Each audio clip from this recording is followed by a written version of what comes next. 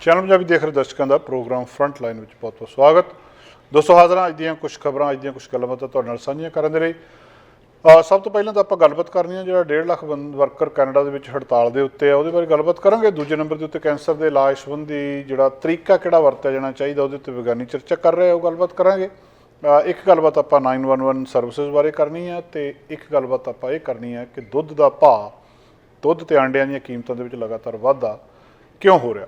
ਸਭ ਤੋਂ ਪਹਿਲੀ ਗੱਲਬਾਤ, ਕੈਨੇਡਾ ਦੇ ਵਿੱਚ ਜਿਹੜੇ ਵਰਕਰਸ ਨੇ, ਪਬਲਿਕ ਸਰਵਿਸ ਗਰੁੱਪਸ ਨੇ, ਉਹਨਾਂ ਨੇ ਹੜਤਾਲ ਕੀਤੀ ਆ, ਉਹਦੇ ਬਾਰੇ ਗੱਲਬਾਤ ਕਰਨੀ ਆ। ਉਹਦੇ ਵਿੱਚ ਦੋਸਤੋ ਇੱਕ ਅਪਡੇਟ ਜਿਹੜੀ ਹੁਣ ਆ ਰਹੀ ਹੈ ਸਾਹਮਣੇ, ਦੂਜੇ ਹਫ਼ਤੇ ਦੇ ਵਿੱਚ ਹੜਤਾਲ ਦਾਖਲ ਹੋ ਗਈ ਹੈ।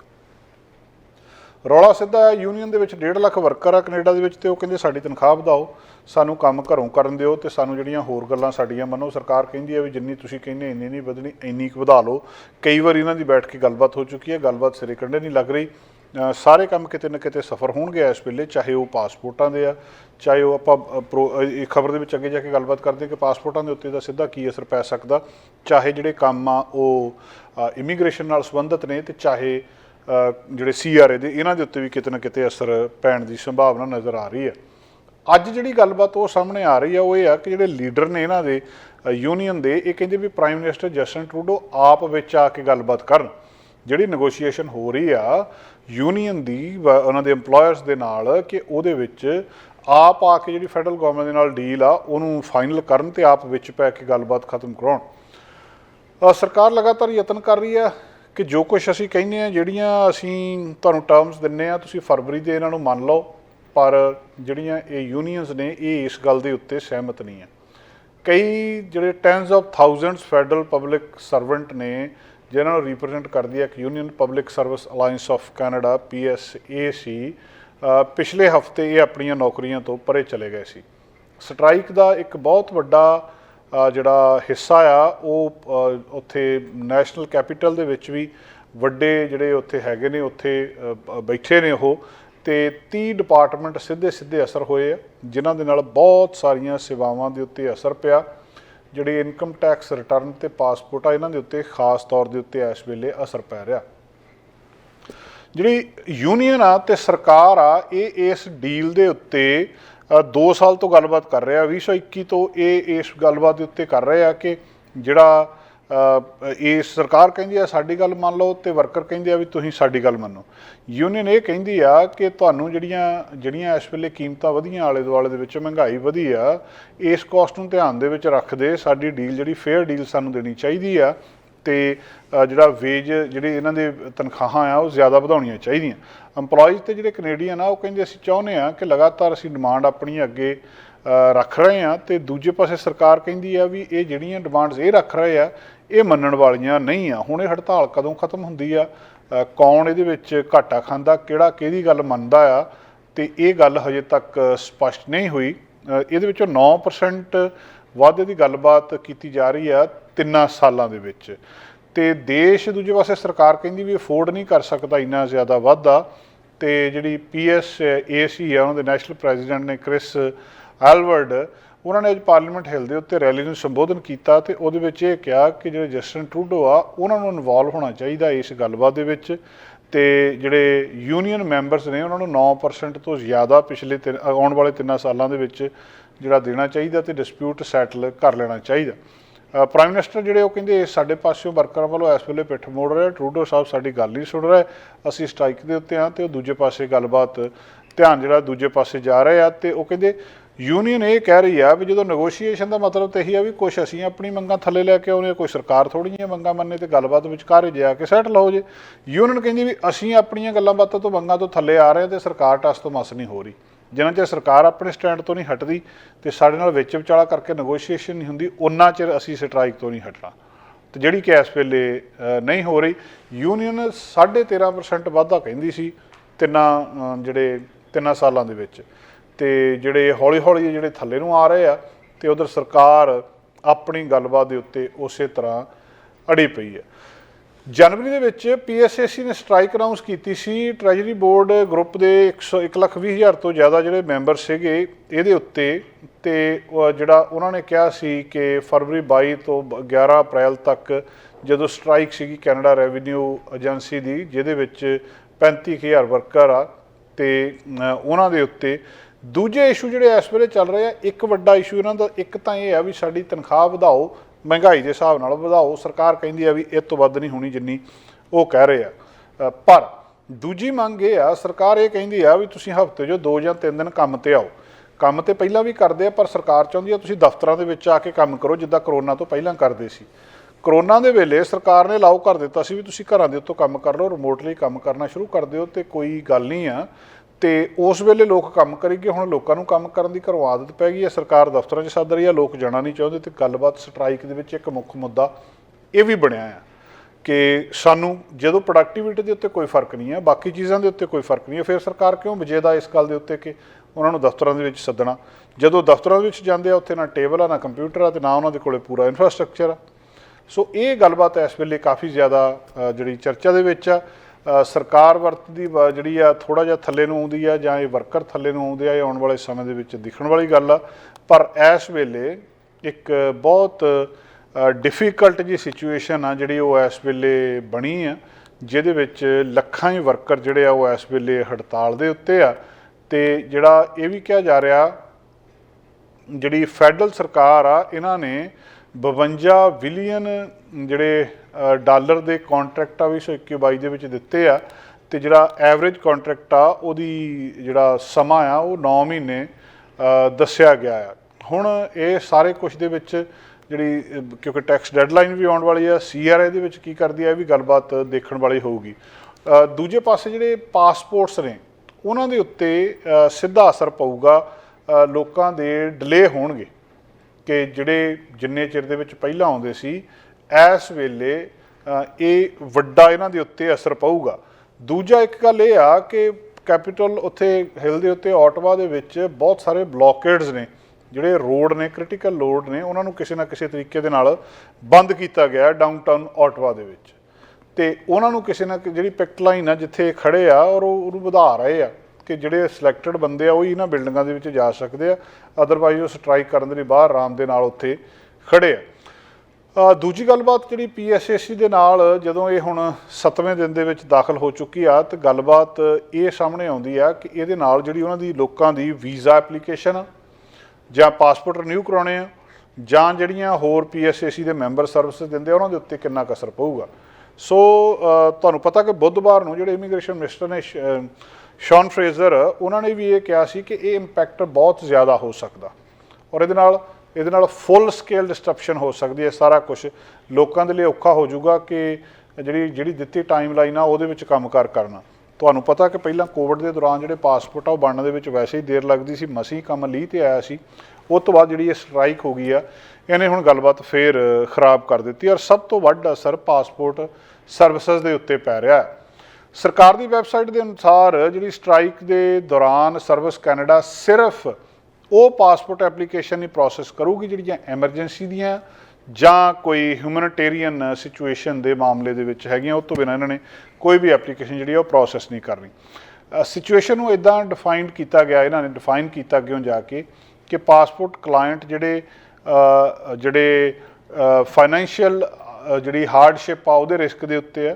ਪਾਸਪੋਰਟ ਦੇ ਕਲਾਇੰਟ ਜਿਹੜੇ ਟਰੈਵਲ ਕਰਨਾ ਚਾਹੁੰਦੇ ਆ as a source of employment, ਜਾਂ ਜਿਹੜੀ ਉਹਨਾਂ ਦੀ ਇਨਕਮ ਆ ਉਹਦੇ ਉੱਤੇ ਇਹਦਾ ਅਸਰ ਪਊਗਾ, ਉਹਨਾਂ ਨੂੰ ਟਰੈਵਲ ਕਰਨਾ ਜ਼ਰੂਰੀ ਹੈ, ਉਹਨਾਂ ਦੇ ਪਾਸਪੋਰਟ ਦੇਖਣਗੇ। ਜਾਂ ਪਾਸਪੋਰਟ ਕਲਾਇੰਟ ਜਿਨ੍ਹਾਂ ਨੂੰ ਮੈਡੀਕਲ ਰੀਜ਼ਨ ਦੇ ਕਰਕੇ ਟਰੈਵਲ ਕਰਨਾ ਪੈ ਰਿਹਾ, ਕੋਈ ਉਹਨਾਂ ਦੀ ਜਾਂ ਕੋਈ ਡੈਥ ਦੀ ਸਿਚੁਏਸ਼ਨ ਕਿਤੇ ਹੋ ਗਈ ਹੈ ਜਾਂ ਬਿਮਾਰੀ ਦੀ ਸਿਚੁਏਸ਼ਨ ਆ। ਪਾਸਪੋਰਟ ਕਲਾਇੰਟ ਜਿਨ੍ਹਾਂ ਦੀ ਸਿਚੁਏਸ਼ਨ ਇਹ ਆ ਕਿ ਜਿਹੜੀ ਕੰਪੈਸ਼ਨੇਟ ਗਰਾਊਂਡ ਦੇ ਉੱਤੇ ਜਿਨ੍ਹਾਂ ਦੀ ਜ਼ਰੂਰਤ ਆ, ਉਹਨਾਂ ਦੇ ਪਾਸੇ ਵੈਬਸਾਈਟ ਇਹ ਵੀ ਵਾਰਨਿੰਗ ਦੇ ਰਹੀ ਆ ਕਿ ਜਿਹੜਾ ਓਵਰਆਲ ਡਿਲੇ ਆ ਐਪਲੀਕੇਸ਼ਨ ਪ੍ਰੋਸੈਸਿੰਗ ਦੇ ਵਿੱਚ, ਇਹਦੇ 'ਚ ਐਪਲੀਕੇਸ਼ਨ ਇਸ ਵੇਲੇ ਜਿਹੜੀਆਂ ਪ੍ਰਾਇੋਰਟਾਈਜ਼ ਕੀਤੀਆਂ ਜਾ ਰਹੀਆਂ ਉਹ ਵੀ ਸ਼ਾਮਲ ਨੇ। ਪਾਸਪੋਰਟ ਸਰਵਿਸਿਜ਼ ਜਿਹੜੇ ਕੈਨੇਡੀਅਨ ਬਾਹਰ ਰਹਿ ਰਹੇ ਆ ਦੇਸ਼ ਤੋਂ, ਉਹ ਅਸੈਂਸ਼ੀਅਲ ਸਰਵਿਸ ਦੇ ਵਿੱਚ ਆ ਰਹੇ ਆ, ਤੇ ਉਹ ਸਟ੍ਰਾਈਕ ਦੇ ਵਿੱਚ ਵੀ ਚੱਲਦਾ ਰਹਿਣਗੇ। ਸਾਰੇ ਜਿਹੜੇ ਸਿਟੀਜ਼ਨਸ਼ਿਪ ਦੇ ਈਵੈਂਟ ਨੇ ਰੀਸਕੈਜੂਲ ਕੀਤੇ ਜਾਣਗੇ ਵੈਬਸਾਈਟ ਦੇ ਉੱਤੇ ਦੱਸਣ ਦੇ ਅਨੁਸਾਰ। ਸੋ ਜਿਹੜੀਆਂ ਇਮੀਗ੍ਰੇਸ਼ਨ ਰਿਲੇਟਡ ਅਪੁਆਇੰਟਮੈਂਟਸ ਨੇ ਕੈਨੇਡਾ ਦੇ ਵਿੱਚ, ਉਹ ਵੀ ਰੀਸਕੈਜੂਅਲ ਕੀਤੀਆਂ ਜਾ ਸਕਦੀਆਂ। ਪਰ ਜਿਹੜੇ ਦੇਸ਼ ਤੋਂ ਬਾਹਰ ਨੇ ਉਹਨਾਂ ਦੀਆਂ ਐਪਲੀਕੇਸ਼ਨਸ ਜਿਹੜੀਆਂ ਆ ਉਹ ਮਤਲਬ ਉਸੇ ਤਰੀਕੇ ਦੇ ਨਾਲ ਕੀਤੀਆਂ ਜਾਣਗੀਆਂ, ਤੇ ਅਨਲੈਸ ਜਿਹੜੀਆਂ ਐਪਲੀਕੇਸ਼ਨ ਨੇ ਉਹ ਜਿਹੜੀਆਂ ਕੰਟਰੈਕਟੇਟਰੀ ਸਕੈਜੂਅਲ ਨਹੀਂ ਹੈਗੀਆਂ। ਸੋ ਇਹਨਾਂ ਥਾਵਾਂ ਦੇ ਉੱਤੇ ਸਿੱਧਾ ਅਸਰ ਇਸ ਹੜਤਾਲ ਦਾ ਕੈਨੇਡਾ ਦੇ ਵਿੱਚ ਪੈ ਰਿਹਾ ਆ ਔਰ ਬਹੁਤ ਚਿੰਤਾ ਵਾਲੀ ਗੱਲ ਔਰ ਲੋਕ ਨਿੱਤ ਉੱਠ ਕੇ ਇਹ ਦੇਖਦੇ ਆ ਵੀ ਅੱਜ ਖਤਮ ਹੋ ਜੇ ਸਟ੍ਰਾਈਕ, ਅੱਜ ਖਤਮ ਹੋ ਜੇ, ਕਿਉਂਕਿ ਕਿਤੇ ਨਾ ਕਿਤੇ ਇਹਨੇ ਸਿੱਧੇ ਰੂਪ ਦੇ ਵਿੱਚ ਲੋਕਾਂ ਦੇ ਜੀਵਨ ਨੂੰ ਪ੍ਰਭਾਵਿਤ ਜ਼ਰੂਰ ਕਰਨਾ। ਅਗਲੀ ਗੱਲਬਾਤ ਦੋਸਤੋ, ਜਿਹੜੇ ਇੱਕ ਔਨਕੋਲੋਜਿਸਟ ਜਿਹੜੇ ਕੈਂਸਰ ਦੇ ਮਾਹਰ ਹੁੰਦੇ ਆ, ਉਹਨਾਂ ਦੇ ਮਾਹਰ ਵਿਗਿਆਨੀ ਇਕੱਠੇ ਹੋ ਰਹੇ ਆ ਅੰਟੈਰੀਓ ਦੇ ਵਿੱਚ, ਕਿੰਗਸਟਨ ਦੇ ਵਿੱਚ, ਅੰਟੈਰੀਓ ਦੇ ਵਿੱਚ। ਉੱਥੇ ਬੈਠ ਕੇ ਉਹਨਾਂ ਨੇ ਗੱਲਾਂ ਬਾਤਾਂ ਕਰਨੀਆਂ ਵੀ ਕੈਂਸਰ ਦਾ ਇਲਾਜ ਕਿੱਦਾਂ ਕੀਤਾ ਜਾ ਸਕਦਾ। ਤੁਹਾਨੂੰ ਪਤਾ ਕੈਂਸਰ ਦਾ ਇਲਾਜ ਹੈ ਨਹੀਂ, ਹਾਲਾਂਕਿ ਹੁਣ ਸਰਵਾਈਵਲ ਰੇਟ ਬਹੁਤ ਹੋ ਗਿਆ, ਪਰ ਓਵਰਆਲ ਕੈਂਸਰ ਦਾ ਇਲਾਜ ਹੈ ਨਹੀਂ ਅਤੇ ਬਹੁਤ ਨਾਮਰਾਦ ਬਿਮਾਰੀ ਹੈ। ਜਦੋਂ ਇੱਕ ਵਾਰੀ ਕਿਸੇ ਦੇ ਧਿਆਨ ਦੇ ਵਿੱਚ ਆਉਂਦੀ ਹੈ ਤਾਂ ਉਹ ਇਹ ਬਿਮਾਰੀ ਨੂੰ ਬਹੁਤ ਦੁਖਦਾਈ ਅਤੇ ਜਿਹੜਾ ਦੁਖਾਂਤਕ ਮੰਨਦਾ ਅਤੇ ਜਿਹੜੀ ਵੀ ਹੈ ਵੀ ਹੈ। ਹੁਣ ਇਸ ਮਾਮਲੇ ਦੇ ਵਿੱਚ ਉਹ ਇਲਾਜ ਦੇ ਵਿੱਚ ਕੁਛ ਗੱਲਾਂ ਬਾਤਾਂ ਡਿਸਕਸ ਕਰ ਰਹੇ ਆ, ਜਾਂ ਜਿਹੜੀਆਂ ਗੱਲਾਂ ਬਾਤਾਂ ਉਹਨਾਂ ਨੇ ਡਿਸਕਸ ਕਰਨੀਆਂ, ਉਹ ਕੁਛ ਗੱਲਾਂ ਬਾਤਾਂ ਸਾਹਮਣੇ ਆ ਰਹੀਆਂ ਇਹਨਾਂ ਵਿਗਿਆਨੀਆਂ ਦੀਆਂ। ਉਹ ਇਹ ਕਹਿ ਰਹੇ ਆ ਵੀ ਕੈਂਸਰ ਦਾ ਇਲਾਜ ਘੱਟ ਕੀਤਾ ਜਾਵੇ, ਜਿਹੜੀ ਕੈਂਸਰ ਟਰੀਟਮੈਂਟ ਆ ਉਹਨੂੰ ਕੁਆਲਿਟੀ ਆਫ ਲਾਈਫ ਜਾਂ ਕੇਅਰ ਦੇ ਉੱਤੇ ਜ਼ਿਆਦਾ ਫੋਕਸ ਕੀਤਾ ਜਾਵੇ। ਡਾਕਟਰ ਕ੍ਰਿਸਟੋਫਰ ਬੂਥ ਨੇ, ਜਿਹੜੇ ਮੈਡੀਕਲ ਔਨਕੋਲੋਜਿਸਟ ਅਤੇ ਹੈਲਥ ਸਰਵਿਸ ਰਿਸਰਚ ਨੇ ਕੁਈਨਸ ਯੂਨੀਵਰਸਿਟੀ, ਅਤੇ ਜਿਹੜੇ ਇਸ ਚੀਜ਼ ਦੇ ਵਿੱਚ ਉਹ ਕਰਦੇ ਨੇ, ਪਹਿਲਾ ਇੱਕ ਕਾਮਨ ਸੈਂਸ ਔਨਕੋਲੋਜੀ ਸਿੰਪੋਜ਼ੀਅਮ ਕਿੰਗਸਟਨ ਦੇ ਵਿੱਚ ਹੋ ਰਿਹਾ ਆ, ਜਿਹਦੇ ਵਿੱਚ ਕੈਂਸਰ ਪੇਸ਼ੈਂਟਸ ਨੂੰ ਕਿਹੜੀ ਟਰੀਟਮੈਂਟ ਕਿਸ ਤਰੀਕੇ ਦੇ ਨਾਲ ਦੇਣੀ ਆ, ਇਹਦੇ ਉੱਤੇ ਗੱਲਬਾਤ ਦਿੱਤੀ ਜਾਊਗੀ। ਹੁਣ ਹੈ ਕੀ ਹੈ ਕੈਂਸਰ ਦੀ ਟਰੀਟਮੈਂਟ ਦੇ ਵਿੱਚ, ਹੁੰਦਾ ਕੀ ਆ? ਜਿਹੜੀਆਂ ਬਹੁਤੀਆਂ ਟਰੀਟਮੈਂਟਸ ਨੇ ਉਹਨਾਂ ਦੇ ਵਿੱਚ ਸਰਜਰੀ ਹੁੰਦੀ ਹੈ, ਜਾਂ ਤਾਂ ਆਪਰੇਸ਼ਨ ਕਰ ਦਿੰਦੇ ਆ, ਜਾਂ ਰੇਡੀਓਥੈਰੇਪੀ ਹੁੰਦੀ ਆ, ਜਾਂ ਉਹਦੇ ਵਿੱਚ ਕੀਮੋਥੈਰੇਪੀ ਹੁੰਦੀ ਆ, ਅਤੇ ਜਾਂ ਉਹਦੇ ਵਿੱਚ ਜਿਹੜੀਆਂ ਨਵੀਆਂ ਕੈਂਸਰ ਮੈਡੀਸਨਸ ਨੇ ਉਹ ਹੁੰਦੀਆਂ। ਡਾਕਟਰ ਬੂਥ ਕੀ ਕਹਿ ਰਹੇ ਆ? ਉਹ ਇਹ ਕਹਿ ਰਹੇ ਆ ਕਿ ਜਿਹੜੇ ਕੁਛ ਸਾਡੀਆਂ ਟਰੀਟਮੈਂਟਸ ਨੇ ਉਹ ਲੋਕਾਂ ਨੂੰ ਲੰਬਾ ਜੀਣ ਦੇ ਵਿੱਚ ਤਾਂ ਮਦਦ ਕਰਦੀਆਂ ਆ, ਜਾਂ ਉਹਨਾਂ ਦੀਆਂ ਜਿਹੜੀਆਂ ਮਤਲਬ ਕੁਛ ਮਦਦ ਕਰਦੀਆਂ ਅਤੇ ਕੁਛ ਮਦਦ ਨਹੀਂ ਵੀ ਕਰਦੀਆਂ, ਜਾਂ ਇੱਦਾਂ ਕਹਿ ਲਓ ਕਿ ਉਹਨਾਂ ਦੀ ਕੁਆਲਿਟੀ ਆਫ ਲਾਈਫ ਦੇ ਵਿੱਚ ਮਦਦ ਨਹੀਂ ਕਰਦੀਆਂ। ਵੀ ਜਿਹੜਾ ਟਿਊਮਰ ਤਾਂ ਤੁਹਾਡਾ ਸ਼ਰਿੰਕ ਹੋ ਜਾਊਗਾ, ਮੰਨ ਲਓ ਤੁਹਾਡੇ ਕਿਸੇ ਪਾਰਟ ਦੇ ਵਿੱਚ ਬਾਡੀ ਦੇ ਵਿੱਚ ਟਿਊਮਰ ਆ, ਜਿਹੜਾ ਕੈਂਸਰ ਆ ਫੈਲਿਆ ਹੈ, ਅਤੇ ਜਦੋਂ ਤੁਸੀਂ ਕੈਟ ਸਕੈਨ ਕਰਦੇ ਆ ਉਹਦੇ ਵਿੱਚ ਪਤਾ ਲੱਗਿਆ ਵੀ ਟਿਊਮਰ ਆ, ਉਹਦਾ ਇਲਾਜ ਸ਼ੁਰੂ ਕਰਤਾ ਅਤੇ ਟਿਊਮਰ ਤੁਹਾਡਾ ਛੋਟਾ ਹੋ ਗਿਆ ਦਵਾਈਆਂ ਦੇ ਨਾਲ। ਪਰ ਟਿਊਮਰ ਛੋਟਾ ਹੋ ਜਾਊਗਾ, ਪਰ ਉਹਦਾ ਆਊਟਕਮ ਜਿਹੜਾ ਉਹ ਨਹੀਂ ਹੁੰਦਾ ਜਿਹੜਾ ਬਹੁਤ ਸਾਰੇ ਪਰਿਵਾਰ ਜਾਂ ਪੇਸ਼ੈਂਟ ਚਾਹੁੰਦੇ ਆ। ਮੁੱਕਦੀ ਗੱਲ ਇਹ ਆ ਵੀ ਕੈਂਸਰ ਦਾ ਇਹ ਜਿਹੜੇ ਮਾਹਰ ਵਿਗਿਆਨੀ ਇਕੱਠੇ ਹੋ ਕੇ ਇਹ ਕਹਿ ਰਹੇ ਆ ਵੀ ਕੈਂਸਰ ਦਾ ਇਲਾਜ ਹੀ ਇੰਨਾ ਮਹਿੰਗਾ ਅਤੇ ਇੰਨਾ ਖਤਰਨਾਕ ਅਤੇ ਇੰਨਾ ਸਰੀਰ ਦੇ ਉੱਤੇ ਝੱਲਣ ਵਾਲਾ ਨਹੀਂ ਕਿ ਉਹ ਕੈਂਸਰ ਦੇ ਨਾਲ ਤਾਂ ਜਿਹੜੀ ਤੰਗੀ ਮਰੀਜ਼ ਨੂੰ ਆਉਣੀ ਹੈ ਉਹਦੇ ਇਲਾਜ ਨਾਲ ਵੀ ਤੰਗੀ ਆਉਂਦੀ ਹੈ, ਅਤੇ ਇਸ ਕਰਕੇ ਇਲਾਜ ਨੂੰ ਘਟਾ ਕੇ ਉਹਦੀ ਤੰਗੀ ਨੂੰ ਘਟਾਇਆ ਜਾਵੇ। ਪੇਸ਼ੈਂਟ ਜਿਹੜੇ ਆ ਉਹਨਾਂ ਦੇ ਜਿਹੜੀ ਗੱਲ ਕੀਤੀ ਗਈ ਕਿ ਉਹਨਾਂ ਦੇ ਨਾਲ ਗੱਲਬਾਤ ਹੋਣੀ ਚਾਹੀਦੀ ਹੈ, ਕਨਵਰਸੇਸ਼ਨ ਹੋਣੀ ਚਾਹੀਦੀ ਹੈ ਪੇਸ਼ੈਂਟ ਦੇ ਨਾਲ ਡਾਕਟਰ ਦੀ, ਜਿਹੜੇ ਇਹ ਡਿਸੀਜਨਸ ਬਾਰੇ ਕਿ ਜਿਹੜੇ ਉਹਦੇ ਕੋਲੇ ਸਾਲ ਬਚੇ ਨੇ ਉਹ ਕਿੰਨੇ ਨੇ ਅਤੇ ਉਹ ਕਿੱਦਾਂ ਸਪੈਂਡ ਕਰਨਾ ਚਾਹੁੰਦੇ ਆ। ਪਰ ਉਹ ਕਹਿੰਦੇ ਇਹ ਗੱਲਬਾਤ ਹੀ ਨਹੀਂ ਹੋ ਰਹੀ। ਸਿੱਧਾ ਗੱਲਬਾਤ ਮੋਟੀ ਇਹ ਹੁੰਦੀ ਕਿ ਬੰਦੇ ਨੂੰ ਕੈਂਸਰ ਹੋ ਗਿਆ, ਇਹਦਾ ਇਲਾਜ ਕਰੋ, ਗੱਲ ਖਤਮ। ਉਹ ਕਹਿੰਦੇ ਅਸੀਂ ਪ੍ਰਪੋਜ਼ ਕਰ ਰਹੇ ਹਾਂ ਕਿ ਜਿਹੜੇ ਪੇਸ਼ੈਂਟ ਚਾਹੁੰਦਾ ਕੀ ਆ ਉਹਦੇ ਜਵਾਬ ਮਿਲਣੇ ਚਾਹੀਦੇ ਆ, ਕਿ ਸਾਡੇ ਕੋਲ ਬਿਹਤਰ ਗੱਲਬਾਤ ਆਪਸ ਦੇ ਵਿੱਚ ਹੋਣੀ ਚਾਹੀਦੀ ਜਿਹਦੇ ਨਾਲ ਫੈਸਲਾ ਲਿਆ ਜਾ ਸਕੇ। ਜਿਹੜੇ ਇਸ ਵੇਲੇ ਕੈਂਸਰ ਟਰੀਟ ਕਰਦੇ ਆ ਪੇਸ਼ੈਂਟਸ ਦਾ ਕੁਈਨਸ ਯੂਨੀਵਰਸਿਟੀ ਦੇ ਵਿੱਚ, ਉਹਨਾਂ ਨੇ ਇਹਨੂੰ ਰਿਸਰਚ ਟਾਕ ਕਿਹਾ ਆ, ਜਿੱਥੇ ਰਿਸਰਚਰ ਅਤੇ ਯੂਨੀਵਰਸਿਟੀ ਜਿਹੜੀ ਆ ਉਹ ਟੈਡ ਸਟਾਈਲ ਟਾਕ ਦਊਗੀ ਇਨੋਵੇਟਿਵ ਰਿਸਰਚ ਨੂੰ ਦੇਖ ਕੇ, ਜਿਹੜੀ ਫੈਕਲਟੀ ਆ, ਸਟੂਡੈਂਟ ਆ, ਜਾਂ ਕਮਿਊਨਿਟੀ ਮੈਂਬਰਸ ਆ। ਪਹਿਲੀ ਪ੍ਰੋਬਲਮ ਜਿਹੜੀ ਆਊਟਲਾਈਨ ਕੀਤੀ ਇਹ ਜਾ ਰਹੀ ਆ ਕਿ ਜਿਹੜੇ ਲੋਕ ਜ਼ਿਆਦਾ ਮਾੜੀ ਸਮਾਜਿਕ ਅਤੇ ਆਰਥਿਕ ਗਰੁੱਪਾਂ ਦੇ ਵਿੱਚੋਂ ਆਉਂਦੇ ਆ, ਗਰੀਬ ਦੇਸ਼ਾਂ ਦੇ ਵਿੱਚੋਂ ਆਉਂਦੇ ਆ, ਗਰੀਬ ਇਲਾਕਿਆਂ ਦੇ ਵਿੱਚੋਂ ਆਉਂਦੇ ਆ, ਉਹਨਾਂ ਨੂੰ ਸਭ ਤੋਂ ਜ਼ਿਆਦਾ ਮਾੜਾ ਕੈਂਸਰ ਹੁੰਦਾ ਅਤੇ ਉਹਦੇ ਸਭ ਤੋਂ ਜ਼ਿਆਦਾ ਮਾੜੇ ਪ੍ਰਭਾਵ ਸਾਹਮਣੇ ਆਉਂਦੇ ਆ। ਦੂਜਾ ਇਹ ਆ ਕਿ ਕੈਂਸਰ ਟਰੀਟਮੈਂਟ ਸਫੀਸ਼ੈਂਟ ਮਤਲਬ ਟਾਈਮ ਟ੍ਰੇਡ ਆਫ ਨਹੀਂ ਪੇਸ਼ੈਂਟ ਨੂੰ ਦਿੰਦੀ, ਕਿ ਪੇਸ਼ੈਂਟ ਜਿੰਨਾ ਉਹਦਾ ਟਾਈਮ ਹੁੰਦਾ ਉਹ ਆਪਣੇ ਇਲਾਜ ਦੇ ਵਿੱਚ ਜਾਂ ਹੋਰ ਕੰਮਾਂ ਦੇ ਵਿੱਚ ਉਹ ਕੱਟ ਦਿੰਦਾ, ਜਦੋਂ ਕਿ ਉਹਨੂੰ ਉਹੀ ਟਾਈਮ ਆਪਣੇ ਘਰਦਿਆਂ ਨਾਲ, ਆਪਣੇ ਨੇੜੇ ਦੇ ਦੋਸਤਾਂ ਮਿੱਤਰਾਂ ਦੇ ਨਾਲ ਕੱਢਣਾ ਚਾਹੀਦਾ, ਜਾਂ ਹੋ ਸਕਦਾ ਉਹ ਇੱਦਾਂ ਚਾਹਵੇ।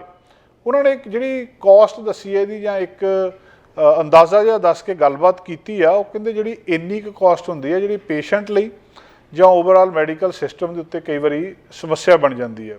ਮੰਨ ਲਓ ਡਾਕਟਰ ਬੂਥ ਨੇ ਉਦਾਹਰਨ ਦਿੱਤੀ ਹੈ ਵੀ ਇੱਕ ਦਵਾਈ ਆ, ਜਿਹੜਾ ਇਲਾਜ ਆ, ਇੱਕ ਡਰੱਗ ਆ $1,00,000 ਦੀ ਆ, 100,000 ਦੀ, ਤੇ ਉਹਦੇ ਨਾਲ ਬਹੁਤ ਸਾਰੇ ਸਾਈਡ ਇਫੈਕਟ ਹੋਣੇ ਆ। ਤੁਹਾਨੂੰ ਪਤਾ ਜਦੋਂ ਕੈਂਸਰ ਦਾ ਇਲਾਜ ਹੁੰਦਾ, ਬੰਦਾ ਕਮਜ਼ੋਰ ਹੋ ਜਾਂਦਾ, ਵਾਲ ਉੱਡ ਜਾਂਦੇ ਆ, ਉਲਟੀਆਂ ਆਉਂਦੀਆਂ, ਉਹਦਾ ਬੁਰੀ ਹਾਲਤ ਹੋ ਜਾਂਦੀ ਹੈ। ਤੇ ਉਹ ਕਹਿੰਦੇ $1,00,000 ਖਰਚ ਕੇ ਇੰਨੀ ਜ਼ਿਆਦਾ ਤੰਗੀ ਸਹਿ ਕੇ ਤੁਹਾਡਾ ਜੀਵਨ 10 ਦਿਨ ਵੱਧ ਵੀ ਗਿਆ ਤਾਂ ਕੀ ਵੱਧ ਗਿਆ, ਵੀ ਉਹਦੇ ਨਾਲੋਂ ਬਿਹਤਰ ਨਹੀਂ ਕਿ ਜਿੰਨਾ ਤੁਹਾਡਾ ਜੀਵਨ ਹੈਗਾ ਉਹਨੂੰ ਹੀ ਚੰਗੇ ਤਰੀਕੇ ਦੇ ਨਾਲ ਬਿਤਾ ਲਿਆ ਜਾਵੇ। ਇਸ ਸਿੰਪੋਜ਼ੀਅਮ ਦੇ ਵਿੱਚ 30 ਔਨਕੋਲੋਜਿਸਟ ਤੇ ਜਿਹੜੇ ਪੇਸ਼ੈਂਟ ਐਡਵੋਕੇਟਸ ਨੇ ਉਹ 15 ਦੇਸ਼ਾਂ ਦੇ ਵਿੱਚੋਂ ਆਉਣੇ ਆ। ਉਹਨਾਂ ਨੇ ਇਹਦੇ ਉੱਤੇ ਗੱਲਬਾਤ ਕਰਨੀ ਆ, ਕਈ ਗੱਲਾਂ ਨਵੀਆਂ ਸਾਹਮਣੇ ਆਉਣਗੀਆਂ। ਜਿਹੜੀ ਕੈਨੇਡੀਅਨ ਕੈਂਸਰ ਸੁਸਾਇਟੀ ਆ ਇਹ ਵੀ ਕਹਿੰਦੀ ਆ ਕਿ 1.5 ਮਿਲੀਅਨ ਲੋਕ ਕੈਨੇਡਾ ਦੇ ਵਿੱਚ ਜਿਹੜੇ ਕੈਂਸਰ ਦੇ ਨਾਲ ਅੱਜ ਦੇ ਦਿਨ ਜੀ ਰਹੇ ਆ, ਔਰ ਅਸੀਂ ਇਹ ਵੀ ਜਾਣਦੇ ਹਾਂ ਕਿ ਕੈਂਸਰ ਇਸ ਵੇਲੇ leading cause of one of ਦਾ ਲੀਡਿੰਗ ਕਾਜ਼ ਆ ਡੈਥ ਦੇ ਵਿੱਚ। ਤੇ ਇਹਦੇ ਨਾਲ ਮਤਲਬ ਤੁਸੀਂ ਕਹਿ ਲਓ ਵੀ 45-46% ਜਿਹੜਾ ਰੇਟ ਦੱਸਿਆ ਜਾ ਰਿਹਾ ਵੀ ਅੱਧਿਆਂ ਨੂੰ ਆਪਣੇ ਲਾਈਫ ਟਾਈਮ ਦੇ ਵਿੱਚ ਕੈਂਸਰ ਜ਼ਰੂਰ ਹੋਣਾ ਹੈ, ਤੇ ਉਹ ਫਿਰ ਸਮੱਸਿਆ ਜਿਹੜੀ ਕਿਤੇ ਨਾ ਕਿਤੇ ਬਹੁਤ ਵੱਡੀ ਸਾਡੇ ਸਾਹਮਣੇ ਹੈਗੀ ਹੈ। ਅਗਲੀ ਗੱਲਬਾਤ ਦੋਸਤੋ 911 ਕਾਲ ਦੇ ਬਾਰੇ ਕਰਨੀ ਹੈ। ਜਿਹੜੇ ਡਿਵੈਲਪਡ ਕੰਟਰੀਜ਼ ਨੇ, ਕੈਨੇਡਾ, ਅਮਰੀਕਾ ਵਰਗੇ, ਇਹਨਾਂ ਦੇ ਵਿੱਚ ਖਾਸ ਗੱਲ ਇਹੀ ਹੁੰਦੀ ਆ ਕਿ ਇੱਥੇ 911 ਤੁਸੀਂ ਕਾਲ ਕਰਦੇ ਹੋ, ਉਸ ਵੇਲੇ ਤੁਹਾਡੇ ਕੋਲ ਐਂਬੂਲੈਂਸ, ਪੁਲਿਸ, ਫਾਇਰ ਜਾਂ ਸਾਰਾ ਕੁਝ ਆ ਜਾਂਦਾ, ਤੇ ਬੰਦੇ ਨੂੰ ਕੋਈ ਵੀ 19-21 ਗੱਲ ਹੋਵੇ ਉਹ ਇੱਥੇ ਇਸ ਗੱਲਬਾਤ ਦੇ ਲਈ ਥੋੜ੍ਹਾ ਜਿਹਾ ਇਸ ਗੱਲ ਦੇ ਲਈ ਉਹਨੂੰ ਤਸੱਲੀ ਹੁੰਦੀ ਹੈ ਕਿ ਇੱਥੇ ਸਰਵਿਸਿਜ਼ ਸਾਰੀਆਂ ਹੈਗੀਆਂ ਆ। ਪਰ ਹੁਣ ਕੁਛ ਪਿਛਲੇ ਸਮੇਂ ਤੋਂ ਕੁਝ ਕੁ ਸਮੱਸਿਆਵਾਂ ਸਾਹਮਣੇ ਆ ਰਹੀਆਂ ਕਿ ਲੋਕਾਂ ਦਾ 911 ਦੇ ਉੱਤੋਂ ਯਕੀਨ ਉੱਠਦਾ ਜਾ ਰਿਹਾ। ਇੱਕ ਦੋ ਘਟਨਾਵਾਂ ਇਹੋ ਜਿਹੀਆਂ ਹੋਈਆਂ ਜਿਹਦੇ ਵਿੱਚ ਲੋਕ ਇਸ ਗੱਲ ਤੋਂ ਅਪਸੈਟ ਹੋਏ ਆ ਕਿ ਜਿਹੜੇ ਇਹ 911 ਤੋਂ ਬਾਅਦ ਇਹ ਸਰਵਿਸਿਜ਼ ਸਾਨੂੰ ਉਸ ਤਰੀਕੇ ਦੇ ਨਾਲ ਜਿਹੜੀਆਂ ਐਮਰਜੈਂਸੀ ਹੈਲਥ ਸਰਵਿਸਿਜ਼ ਨੇ ਉਹ ਮਿਲ ਨਹੀਂ ਰਹੀਆਂ ਜਿੱਦਾਂ ਮਿਲਣੀਆਂ ਚਾਹੀਦੀਆਂ ਨੇ।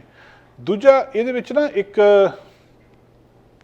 BC ਦੀ ਘਟਨਾ ਆ, ਦੂਜੀ ਟੋਰਾਂਟੋ ਦੀ ਘਟਨਾ ਆ। ਬ੍ਰਿਟਿਸ਼ ਕੋਲੰਬੀਆ ਦੇ ਵਿੱਚ ਜਦੋਂ ਇਸ ਵੇਲੇ ਕਿ ਜਦੋਂ ਥੋੜ੍ਹਾ ਚਿਰ ਪਹਿਲਾਂ, ਕੁਛ ਸਾਲ ਪਹਿਲਾਂ ਹੈਲਥ ਮਿਨਿਸਟਰ ਨੇ ਅਨਾਊਂਸ ਕੀਤਾ ਸੀ ਕਿ ਸਾਰਾ ਬ੍ਰਿਟਿਸ਼ ਕੋਲੰਬੀਆ ਦਾ ਐਮਰਜੈਂਸੀ ਹੈਲਥ ਸਰਵਿਸਿਜ਼ ਜਿਹੜੀਆਂ ਡਿਲੇਜ਼ ਨੇ ਜਾਂ ਡਿਸਪੈਚਸ ਨੇ ਉਹਨੂੰ ਓਵਰਹਾਲ ਕਰਨ ਦੀ ਲੋੜ ਆ, ਤਾਂ ਉਸ ਵੇਲੇ ਹੀ ਇਹ ਕੁਛ ਘਟਨਾਵਾਂ ਜਿਹੜੀਆਂ ਸਾਹਮਣੇ ਆ ਰਹੀਆਂ ਆ ਕਿ ਜਦੋਂ ਇੱਕ ਮਰੀਜ਼ ਦੇ ਲਈ ਉਹਨਾਂ ਨੇ 911 ਕਾਲ ਕੀਤਾ ਤਾਂ ਅੱਗਿਓਂ ਰਿਕਾਰਡਡ ਮੈਸੇਜ ਚੱਲਿਆ ਕਿ ਭਾਈ ਜੇ ਤੁਹਾਨੂੰ ਐਮਰਜੈਂਸੀ ਹੈ ਤਾਂ ਤੁਸੀਂ ਫੋਨ ਕੱਟ ਦਿਓ ਤੇ ਮੁੜ ਕੇ 911 ਡਾਇਲ ਕਰੋ, ਜਦੋਂ ਕਿ ਡਾਇਲ ਉਹਨਾਂ ਨੇ 911 ਨਹੀਂ ਕੀਤਾ। ਸੋ ਇਹ ਜਿਹੜਾ ਇੱਕ ਐਂਬੂਲੈਂਸ ਸਰਵਿਸ ਦੇ ਲਈ ਕੀਤਾ ਗਿਆ ਫੋਨ, ਤੇ ਉਹਦੇ ਤੋਂ ਬਾਅਦ ਇਹ ਕੁਛ ਪਤਾ ਲੱਗਿਆ ਇੱਕ ਜਿਹੜੀ ਉਹਨਾਂ ਦੀ ਕੁੜੀ ਸੀਗੀ 23 ਸਾਲਾ, ਉਹਦਾ ਕੁਦਰਤੀ ਉਹਨੂੰ ਕੁਛ ਘਰ ਦੇ ਵਿੱਚ ਅਚਾਨਕ ਕੁਛ ਜਿਹੜਾ ਵਾਪਰ ਗਿਆ, ਉਹਨੂੰ ਸੁਣਨਾ ਬੰਦ ਹੋ ਗਿਆ, ਉਹਨੂੰ ਦਿਸਣਾ ਬਲਰੀ ਹੋ ਗਿਆ, ਤੇ ਇੱਕਦਮ ਪਸੀਨਾ ਆਉਣ ਲੱਗ ਪਿਆ ਤੇ ਕੋਲੈਪਸ ਕਰ ਗਈ ਇੱਕ ਤਰੀਕੇ ਦੇ ਨਾਲ। ਕਲੋਵਰਡੇਲ ਰੈਸਟੋਰੈਂਟ ਦੇ ਵਿੱਚੋਂ ਇਹ ਘਟਨਾ ਸੀ। ਤੇ ਉਸ ਤੋਂ ਬਾਅਦ ਜਦੋਂ ਉਹਨਾਂ ਨੇ ਫੋਨ ਕੀਤਾ ਤੇ ਫੋਨ ਘੱਟੋ ਘੱਟ 10 ਮਿੰਟ ਲੰਘ ਗਏ ਉਹਨਾਂ ਦਾ, ਤੇ ਜਦੋਂ ਫਿਰ ਉਹਨਾਂ ਨੂੰ ਡਿਸਪੈਚਰ ਦੇ ਨਾਲ ਮਿਲਾਇਆ ਗਿਆ, ਉਹ ਕਹਿੰਦੇ ਅਸੀਂ ਹੈਲਪਲੈਸ ਫੀਲ ਕਰਦੇ ਸੀ ਵੀ ਅਸੀਂ ਕਰੀਏ ਕੀ, ਵੇਟ ਕਰ ਰਹੇ ਹਾਂ ਅਸੀਂ ਐਂਬੂਲੈਂਸ ਦੀ ਤੇ ਐਂਬੂਲੈਂਸ ਆ ਨਹੀਂ ਰਹੀ। ਉਹਨਾਂ ਨੇ ਆਪਣੀ ਬੇਟੀ ਨੂੰ ਚੱਕਿਆ ਤੇ ਚੱਕ ਕੇ ਹਸਪਤਾਲ ਦੇ ਵਿੱਚ ਲੈ ਗਏ, ਤੇ ਜਦੋਂ ਕਿ ਉਹਨਾਂ ਨੇ ਅੱਧਾ ਘੰਟਾ ਐਂਬੂਲੈਂਸ ਦੀ ਉਡੀਕ ਕੀਤੀ। ਉਹ ਕਹਿੰਦੇ ਸਾਨੂੰ ਬਹੁਤ ਮਾੜਾ ਲੱਗਿਆ ਵੀ ਇਸ ਤਰ੍ਹਾਂ ਇਹਨਾਂ 911 ਸਰਵਿਸਿਜ਼ ਦਾ ਇੱਥੇ ਹਾਲ ਆ।